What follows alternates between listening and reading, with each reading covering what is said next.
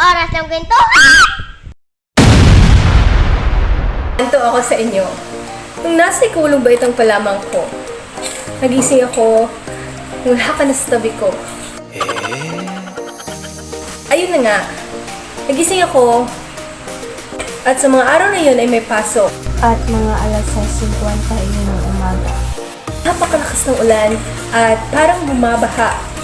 Kaya nagmamadali akong bumangon, kumain at naligo.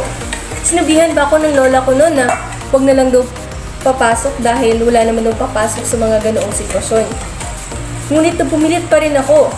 Kung kaya wala siyang nagawa, pinasakay niya lang ako ng Tricycle. kahit malapit lang naman ang bahay namin sa paralan. Pagkasakay ko ng tricycle, nagtataka ko kung bakit tinitingnan ako ng mga tao at kalaunan na hindi na lang sila pinansin. Pagtingin ko rin sa paligid ay wala masyadong taong dumadaan o mga sasakyan. May iilan lang, oo. Ngunit, mabibilang lang talaga. Pagdating ko sa paaralan, ay sinalubong ako agad ng school guard na si Cherry. Sabi niya, wala daw pasok.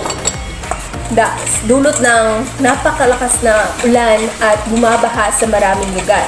Idiniklara daw ito ng aming mayor sa munisipal. Na nakaramdam ako ng kadismaya at kahihiyan. Mabuti na lang talaga at nakasakay pa rin ako ng Tricycle. sa mga panahon na iyon. Kaya sinabi ko kay manong driver na bumalik na lang ulit sa bahay namin. Pagka-uwi ko sa bahay namin,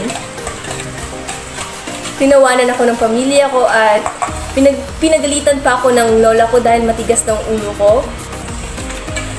Kaya yun, pagbukas ko rin sa telepono ko, nakita kong may anonsyo nga ang aming mayor, ang aming municipal mayor, sinasabing walang pasok kanina pa. Na pala, tinignan ko muna ang telepono ko bago ako nagpadali sa aking mga naging desisyon.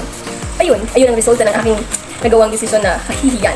At nung pinento ko ito sa aking mga kaibigan, ayun, tinawanan lang din ako ng napakalakas. Magdesisyon kayo ng mabuti o pag-isipan nyo ng mabuti bago kayo gagawa ng mga bagay na hindi pala para sa'yo.